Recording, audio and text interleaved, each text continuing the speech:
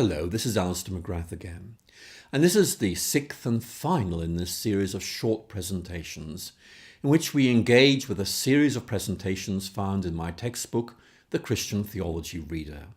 And my aim here is really to inform you, to encourage you, and to help you get most out of your engagement with primary sources. Now, most works of Christian theology follow the pattern of the creeds, and they end with a discussion of eternal life. So you won't be surprised to learn that the 10th and final chapter of this textbook presents you with a series of readings dealing with what are generally called the last things. And the technical word eschatology, deriving from the Greek words meaning the last things, is often used to refer to this aspect of Christian theology. And in this final chapter, you'll find a collection of readings dealing with Christian hope, heaven, hell, purgatory, and related ideas like the idea of the beatific vision or the form of the resurrection body. And this is a particularly important area of theology in terms of the impact of theology on the visual arts. The depiction of heaven, for example, is of immense importance in Christian art. For a final text, we're going to travel back to the ancient city of Carthage in the 3rd century. And we're going to be looking at the ideas of Cyprian, Bishop of Carthage, on the hope of heaven, especially the idea that paradise is the Christian homeland. Now, this is an idea that has its roots firmly in the New Testament and which continues to be important today. The hope of heaven can be seen as a consummation or a completion of the Christian doctrine of salvation, in which the presence and power of sin have finally been eliminated, and the total presence of God in individuals and the community of faith has been achieved. And we can see this in the vision of heaven set out in the modern Catechism of the Catholic Church. It says this about heaven. Heaven is the ultimate end and fulfillment of the deepest human longings, the state of supreme definitive happiness. Those who are united with Christ will form the community of the redeemed, the holy city of God, the bride, the wife of the Lamb. She will not be wounded any longer by sin, stains, self-love that destroy or wound the earthly community. Cyprian was executed for his faith by the Roman authorities in 258. And this was the fate of many Christians around that time. We know that many individual Christians and Christian groups were subjected to persecution at various points in the Roman Empire of the first 3 centuries. Of course, some of these persecutions were local rather than global. Some of them were sporadic rather than systemic, but they were there. And these persecutions hurt the church. One of them was particularly ferocious, and this was the Decian persecution in the middle of the 3rd century. And during his brief reign from 249 to 251, the Emperor Decius ordered a general reversion to the religion of the classic Roman age. Now, why would he want to do that? Well, the answer really is quite simple. He was convinced the Roman Empire was in decline and hoped that the recovery of traditional religion would give it a new lease of life. The 1000th anniversary of the founding of the city of Rome was marked during his reign, and Decius clearly felt this gave him an opportunity to restore the empire to its former glories. And he insisted that every inhabitant of the empire had to offer a sacrifice to the Roman gods. Now, I have to say to you that this wasn't really very successful, but Decius himself clearly believed it was necessary. The persecution actually ended in June 251 when Decius was killed on a military expedition.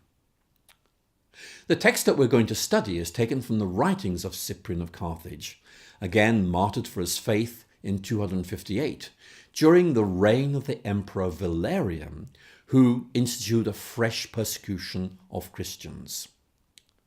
Now, Cyprian had originally been a lawyer, and he was regarded as skilled in rhetoric. And the difficult situation faced by Christians in this part of the Roman Empire meant that many reflected on the Christian hope, which they found to be a consolation in the face of persecution and the threat of execution. And Cyprian's rhetoric helped him to reassure and console Christians during this very difficult time. Now, the theme of hope is found throughout the New Testament. And one of its most fundamental ideas is that believers have been born into a new and living hope through the resurrection of Jesus Christ.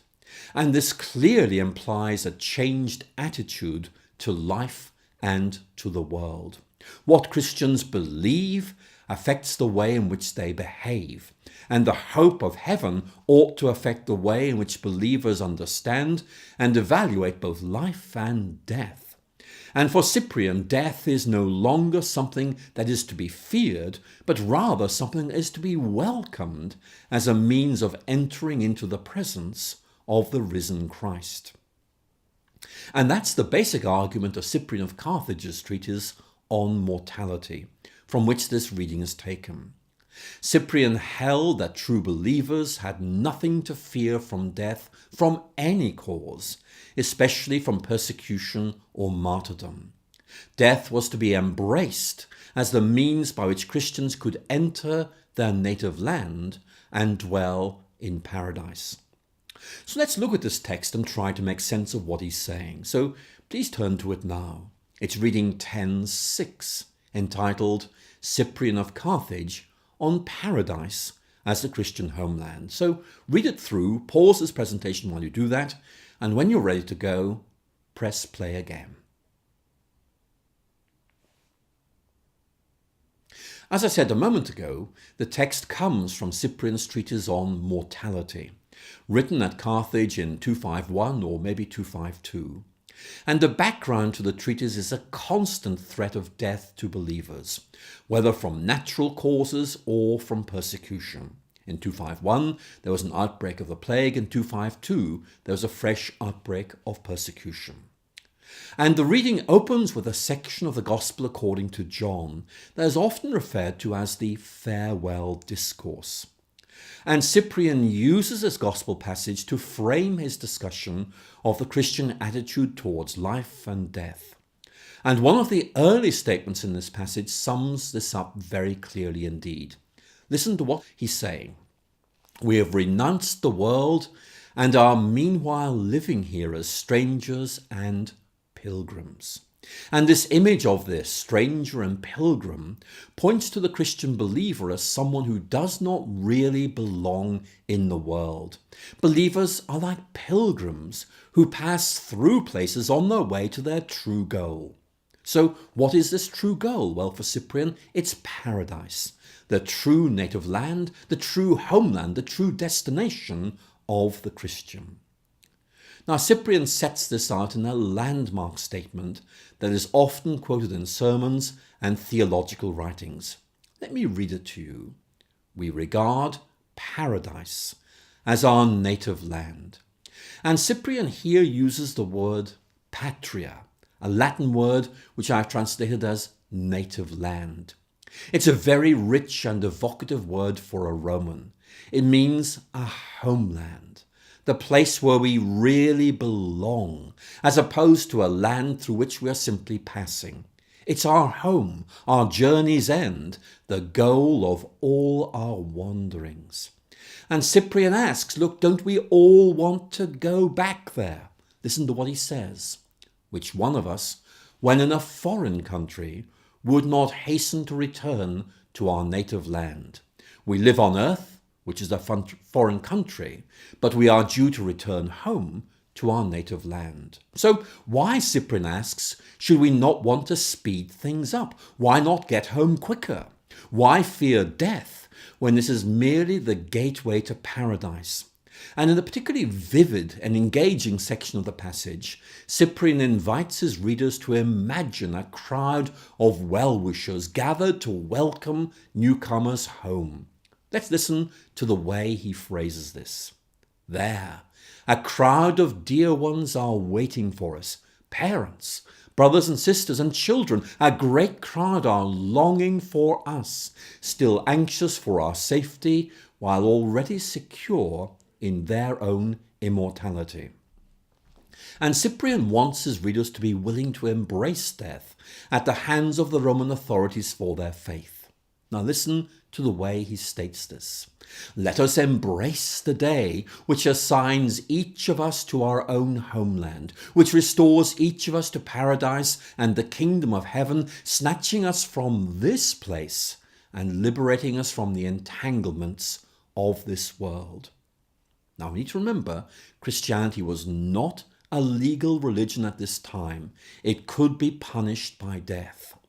And so, during this persecution which broke out under the Emperor Valerian in 257 and 258, Christians found themselves under persecution once more. They were forbidden even to visit their cemeteries. In fact, one early victim of this new persecution was Pope Sixtus II, who was beheaded in Rome in 258. Cyprian himself will be executed for his faith in the same year. But here's the point. You can see how Cyprian hoped to encourage his fellow Christians in the face of suffering and death, at times of persecution and all times, by holding before them a vision of heaven in which they would see the martyrs and apostles face to face. And more than that, they will be reunited with those who they loved and cherished. Heaven is here to be seen as the native land of Christians, from which they have been exiled during their time on earth. We don't really belong in this world, we really belong in heaven, from which we are presently exiled. But Cyprian assures us, one day we shall return home.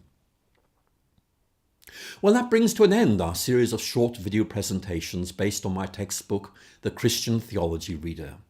And the idea of these presentations is simply to encourage you to engage with primary sources by setting them in their context and helping you notice what's really important. This is something that's made much easier if there's someone to help you get a sense of what the passage is all about and guide you through some of its most interesting and important features. Now, I've kept all these presentations very short, but you can easily see how they could have been much longer. I do hope you found these helpful, and they will encourage you to engage with other texts in the reader and thus get more out of your reading of primary sources. Please keep checking the publisher's website for other theological video presentations that I'm going to be making over the coming years. They're there to help you to enrich your reading of texts to get more out of my textbooks.